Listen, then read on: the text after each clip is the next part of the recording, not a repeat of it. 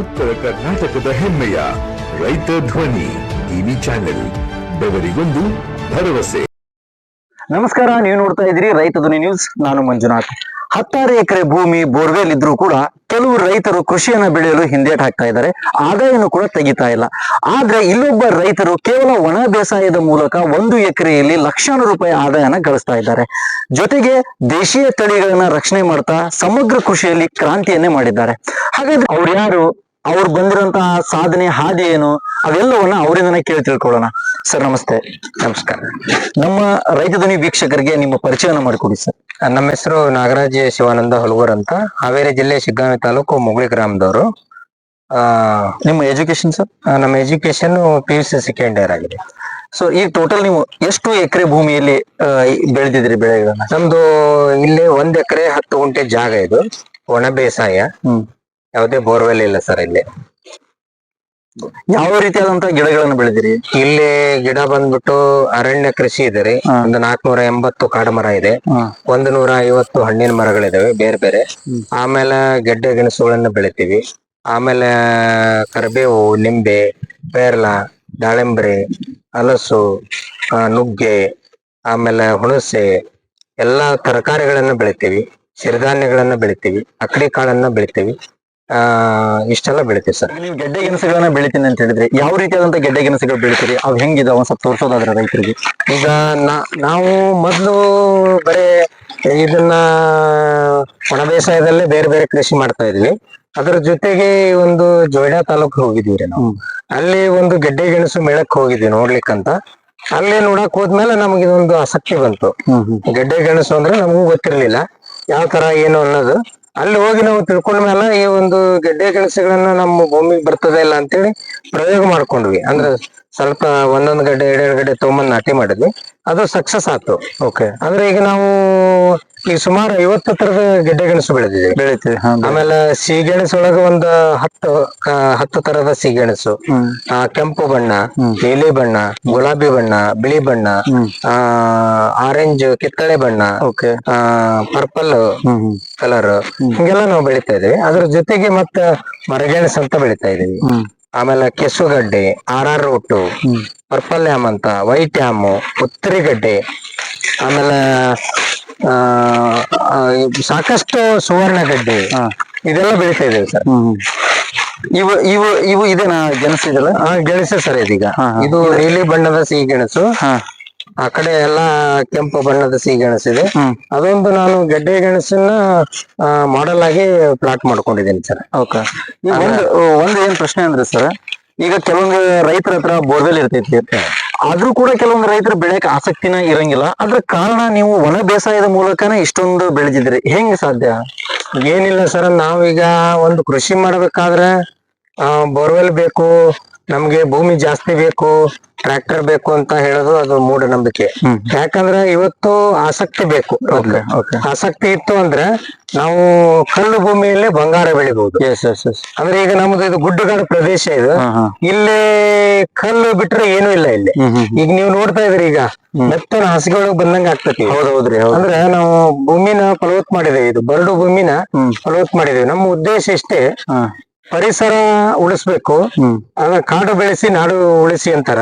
ಅದೊಂದು ಇದರಿಂದ ನಾವು ಪರಿಸರನ ಪ್ರೀತಿಸಿ, ಪರಿಸರದ ಜೊತೆಗೆ, ಪ್ರಕೃತಿಯ ಜೊತೆಗೆ ಪ್ರೀತಿಯಿಂದ ನಾವು ಪ್ರಾಣಿ ಪಕ್ಷಿಗಳು ಯಾವುದಕ್ಕೂ ತೊಂದರೆ ಆಗದಂಗೆ, ಅಂದ್ರೆ ಮಣ್ಣು ನೀರು ಯಾವುದು ನಾಶ ಆಗದಂಗ ನಾವು ಪ್ರೀತಿಯಿಂದ ಕೃಷಿ ಮಾಡಿದ್ರೆ ಎಲ್ಲವೂ ಸಕ್ಸಸ್ ಮಾಡ್ಬೋದು ಸರ್. ಅಂದ್ರೆ ಭೂಮಿಯನ್ನ ಪೂಜಿಸ್ಬೇಕು, ಭೂಮಿಯಿಂದನೇ ಪ್ರೀತಿಸ್ಬೇಕು. ಭೂಮಿ ಪ್ರೀತಿಸಿ ಯಾವ್ದು ಬೆಳೆಯೋದು ಬೆಳಿಬಹುದು. ಈಗ ನಾವು 100 ಎಕರೆ ಜಮೀನ್ ಇಟ್ಕೊಳ್ತೀವಿ, ಬರೀ ನಾವು ದುಡ್ಡು ಮಾಡೋದ್ರಲ್ಲೇ ಹೊಂಟಿದೀವಿ. ನಾವು ಭೂಮಿ ಆರೋಗ್ಯ ಇರ್ಬೋದು, ಮಣ್ಣಿನ ಆರೋಗ್ಯ, ಪರಿಸರದ ಕಾಳಜಿ ಏನು ನಾವು ನೋಡ್ತಾ ಇಲ್ಲ. ಬರೀ ದುಡ್ಡು ಬರ್ಬೇಕು, ಭೂಮಿ ಹಾಳಾದ್ರೂ ಚಿಂತಿಲ್ಲ. ಭೂಮಿಯಲ್ಲಿ ಎಲ್ಲಾನು ಹೀರ್ಕೊಂಡು ನಾವು ದುಡ್ಡು ಮಾಡ್ಬೇಕು ಅನ್ನೋ ಉದ್ದೇಶ ಅಷ್ಟೇ ನಮ್ದು.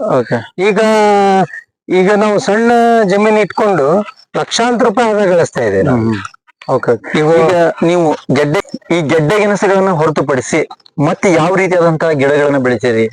ಈಗ ಗೆಡ್ಡೆ ಗೆಣಸುಗಳನ್ನು ಹೊರತುಪಡಿಸಿ ಅಂದ್ರೆ ನಮ್ದು ಮೊದ್ಲು ಗೆಡ್ಡೆ ಗೆಣಸು ಬೆಳೆದಕ್ಕಿಂತ ಪೂರ್ವದೊಳಗ ನಾವು ಬದು ಸುತ್ತಲೂ ಎಲ್ಲಾ ಒಂದು 480 ಕಾಡು ಮರ ಹಾಕೊಂಡಿದ್ವಿ ನಾವು. ಕಾಡ್ ಮರ ಆಕಾಶ ಇರ್ಬೋದು, ಸಿಲ್ವರ್ ಇರ್ಬೋದು, ಗಾಳಿ ಗಿಡ ಇರ್ಬೋದು, ಸಾಗವಾನಿ ಇರ್ಬೋದು, ಹೆಬ್ಬೇವು ಇರ್ಬೋದು, ಮಹಾಗನಿ ಇರ್ಬೋದು, ಎಲ್ಲಾ ಸೇರಿ ಒಂದು 480 ಅರಣ್ಯ ಕೃಷಿ ಇದೆ. ಅದರ ಮಧ್ಯ ನಮ್ಮ 1 ಎಕರೆ 10 ಗುಂಟೆ ಜಾಗದಾಗ 65 ಮಾವಿನ ಗಿಡ ಹಚ್ಕೊಂಡಿದ್ವಿ 30 ಅಡಿ ಅಂತರದೊಳಗ. ಅದ್ರಾಗ ಒಂದು 15 ಅಡಿ ಅಂತರದೊಳಗ ನಾವು ಗೋಡಂಬಿ ಗಿಡ ನಾಟಿ ಮಾಡ್ಕೊಂಡಿದ್ವಿ. ಓಕೆ. ಅದರದ್ದು 7.5 ಅಡಿ ಗ್ಯಾಪಿಗೆ ಮತ್ತೊಂದು ಜವಾರಿ ಕರಿಬೇವು ಹಾಕೊಂಡಿದ್ದೀವಿ.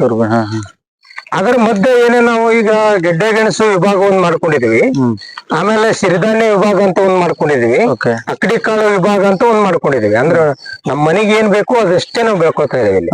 ಅಂದ್ರೆ ನಮ್ಮ ಉದ್ದೇಶ ದುಡ್ಡು ಮಾಡ್ಬೇಕು ಅನ್ನೋ ಉದ್ದೇಶ ಇಲ್ಲ.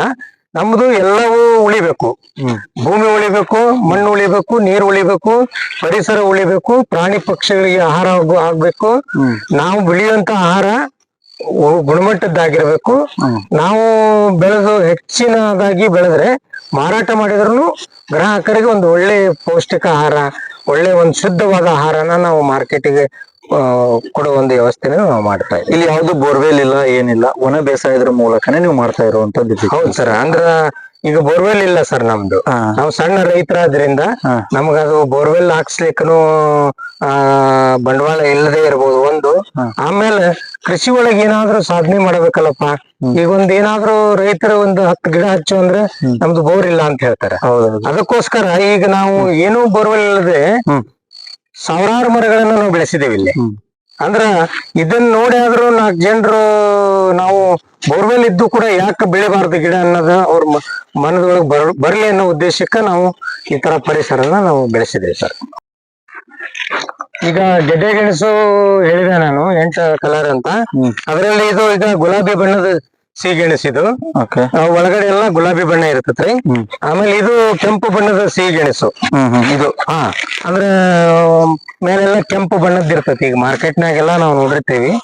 ಅದರ ಜೊತೆಗೆ ಇದೆಲ್ಲ ನೀಲಿ ಬಣ್ಣ, ಆಮೇಲೆ ಬಿಳಿ ಬಣ್ಣ, ಆಮೇಲೆ ಪರ್ಪಲ್ ಕಲರ್, ಆರೆಂಜ್ ಕಲರ್, ಆಮೇಲೆ ಹಳದಿ ಕಲರ್, ಈ ತರ ತೆಳು ನೀಲಿ, ಹಿಂಗೆಲ್ಲ ಒಂದು 8 ಬಣ್ಣದ ಸಿಹಿಗೆಣಸನ್ನ ನಾವು ಬೆಳೆದು ಅದನ್ನ ಪ್ರಯೋಗನ ಮಾಡಿದೀವಿ. ಈಗ ಭೂಮಿಗೆ ನಮ್ಮ ಭೂಮಿ ಸಕ್ಸಸ್ ಆಗಿದಾವ. ಇದನ್ನ ಮುಂದಿನ ದಿನದೊಳಗೆ ನಾವು ಜಾಸ್ತಿ ಮಾಡೋ ಒಂದು ನಿರೀಕ್ಷೆ ಇಟ್ಕೊಂಡಿದ್ದೀವಿ. ನೀವು ಕಾಡ್ ಮರ ಅಂತ ಹೇಳಿದ್ರಿ, ಕಾಡ್ ಮರಗಳು ತಗೊಂಬಂದಿವಿ, ಎಲ್ಲ ಸುತ್ತಲೂ ಕಾಡ್ ಮರಗಳನ್ನ ಹಾಕಿದೀವಿ. ಈ ಕಾಡ್ ಮರಗಳನ್ನ ಹಾಕೋ ಥಾಟ್ ನಿಮ್ಗೆ ಎಲ್ಲಿಂದ ಬಂತೆ, ಹೆಂಗ? ಈಗ ನಾವು 2013ನೇ ಇಸ್ವಿಗೆ ಒಂದು ಬೈಪ್ ಗ್ರಾಮೀಣ ಅಭಿವೃದ್ಧಿ ಸಂಸ್ಥೆ ನಮ್ಗ ಸಪೋರ್ಟ್ ಮಾಡ್ತಾರೆ. ಅವಾಗ ಅವರು ಕಾಡು ಮರ ಬದುಗೆಲ್ಲ ಕಾಡು ಮರ ಕೊಡ್ತೀವಿ, ನಿಮ್ಮ ಹೊಲದೊಳಗೆಲ್ಲ ಮಾವು ಕೊಡ್ತೀವಿ, 1 ಎಕರೆಕ 40 ಗಿಡ ಕೊಡ್ತೀವಿ ಅಂತ ಒಂದು ಯೋಜನೆ ಬಂತು. ನಮ್ದು 1 ಎಕರೆ 10 ಗುಂಟೆ ಜಾಗ ಇರೋದ್ರಿಂದ ಒಂದು 65 ಗಿಡ ಕೊಟ್ರು ಅವರು. ಕೊಟ್ಟ ಮೇಲೆ ಈಗ ಸಾಗವಾನಿ, ಹೆಬ್ಬೇವು, ಸಿಲ್ವರ್ ಗಿಡ, ಗಾಳಿ ಗಿಡ ಹಿಂಗೆಲ್ಲ ಕೊಟ್ರು. ಕೊಟ್ಟ ಆದ ನಂತರ ಮತ್ತೆ ನಮ್ಗ ಪ್ರೀತಿ ಜಾಸ್ತಿ ಬಂತು, ಇನ್ನೂ ಗಿಡ ಮರ ಬೆಳೆಸ್ಬೇಕು ಅಂತ. ಮತ್ತ ನಾವು ಅರಣ್ಯ ಇಲಾಖೆಗೆ ಹೋದ್ವಿ, ಒಂದು ಅಪ್ಲಿಕೇಶನ್ ಕೊಟ್ವಿ. ಅವರು ಒಂದಿಷ್ಟು ಗಿಡ ಕೊಟ್ರು, ಮತ್ತೆ ಒಂದು 106 ಗಿಡ. ಮತ್ತೆ ನಾವು ಹೆಬ್ಬೇವು, ಮಹಾಗನಿ ಮತ್ತೆ ಹೆಚ್ಚು ಮಾಡ್ಕೊಂಡ್ವಿ. ಅವರು ಬೈಪ್ನವರು ಒಂದು 200 ಗಿಡ ಕೊಟ್ರು. ಮತ್ತೆ ನಾವು ಒಂದು 300 ಗಿಡನ ಬೇರೆ ಬೇರೆ ಇಲಾಖೆಯಿಂದ ತಗೊಂಡ್ಬಂದು ಹಚ್ಕೊಂಡ್ವಿ ನಾವು. ಸುಮಾರು 480 ಗಿಡ ಬದುವನ್ಯಾಗ ಅದಾವ. ಆಮೇಲೆ ಇವೆಲ್ಲ ಮಾವಿನ ಜೊತೆಗೆ ಮತ್ ನಾವೇನ್ ಮಾಡಿದ್ವಿ, ದುಡ್ಡು ಕೊಟ್ಟು ಮತ್ ಗೋಡಂಬಿ ಎಲ್ಲ ತಗೊಂಡ್ಬಂದ್ವಿ. ಗೋಡಂಬಿ ತಗೊಂಡ್ಬಂದ್ವಿ, ಕರಿಬೇವು ತಗೊಂಡ್ಬಂದ್ವಿ, ನಿಂಬೆ ಗಿಡ ತಗೊಂಡ್ಬಂದ್ವಿ, ಸೇಲ್ ಗಿಡ ತಗೊಂಡ್ಬಂದ್ವಿ.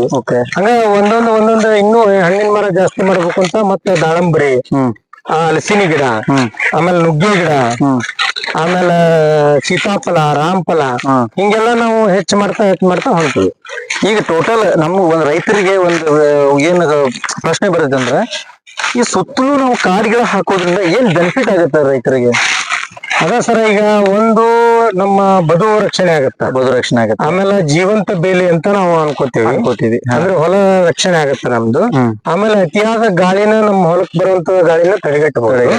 ಆಮೇಲೆ ಅದು ಬ್ಯಾಂಕ್ನಾಗ FD ಮಾಡ್ದಂಗ್ರಿ ನಾವು. ಓಕೆ ಸುಮಾರು ಒಂದು 15 ರಿಂದ 20 ವರ್ಷಕ್ಕೆ ಹೋದ್ರೆ ಈಗ ಒಂದು ಮರ ಏನೇ ಇಲ್ಲ ಅಂದ್ರೂ 10,000ಕ್ಕೆ ಮಾರ್ತೈತ್ರಿ. ಓಕೆ 10,000ಕ್ಕೆ ಮಾರಿದ್ರೆ ಒಂದು 100 ಗಿಡಕ್ಕೆ 10 ಲಕ್ಷ ಆಗ್ತೈತ್ರಿ. ಓಕೆ ಹಂಗ ನಾವೊಂದು 400-500 ಮರ ಬೆಳೆಸಿದ್ರೆ ಒಂದು 40-50 ಲಕ್ಷ ರೂಪಾಯಿ ನಮ್ಗ ಒಂದ್ ಸಂಪಾದನೆನೂ ಆಕತಿ.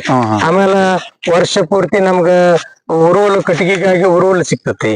ಅದ್ರದ್ದು ತಪ್ಪಲೆಲ್ಲ ಭೂಮಿಗೆ ಬಿದ್ದು ಹಸಿರೆಲೆ ಗೊಬ್ಬರವಾಗಿ ಪರಿವರ್ತನೆ ಆಕತಿ. ಇದೆಲ್ಲ ನೋಡ್ರಿ ಈಗ ಹೊಲದ ತುಂಬೆಲ್ಲ ನಮ್ ತಪ್ಪಲು ಉದುರ್ ಬಿಟ್ಟೈತಿ. ಸಾಕಷ್ಟು ಸಾವಯವ ಗೊಬ್ಬರ ಆಕತಿ. ಅಂದ್ರೆ ನೀವು ಯಾವ್ದೋ ಇದ್ರ ಗೊಬ್ಬರ ಬಳಸಂಗಿಲ್ಲ, ಯಾವ್ದೋ ನಾವು ರಾಸಾಯನಿಕ ಆಗ್ಲಿ ಯಾವ್ದು ಬಳಸೋದಿಲ್ಲ, ಯಾವ್ದೋ ಜೈವಿಕ ಗೊಬ್ಬರ ಆಗ್ಲಿ ಏನು ಬಳಸಲ್ಲ. ನಾವಿದನ್ನ 2020ನೇ ಇಸ್ವಿ ಮಟನು ಏನ್ ಮಾಡಿದ್ವಿ, ಜೀವಾಮೃತ, ಎರೆಹುಳ ಗೊಬ್ಬರ, ಹಸಿರೆಲೆ ಗೊಬ್ಬರ ಈ ತರ ಸಾವಯವ ಕೃಷಿ ಮಾಡ್ತಾ ಬಂದ್ವಿ. ಅದರ ನಂತರ ನಾವ್ ಈಗ ಏನು ಟ್ರೀಟ್ಮೆಂಟ್ ಮಾಡ್ತಾ ಇಲ್ಲ. ನೈಸರ್ಗಿಕ ಬಿಟ್ಬಿಟ್ಟಿದೀವಿ. ಅದ್ರ ತಪ್ಪಲ ಬಿದ್ದು ಅದೇ ಗೊಬ್ಬರ ತಯಾರು ಮಾಡ್ಕೋಬೇಕು. ಆಮೇಲೆ ಮಣ್ಣನ್ನ ತಾನೇ ಫಲವತ್ ಮಾಡ್ಕೋಬೇಕು.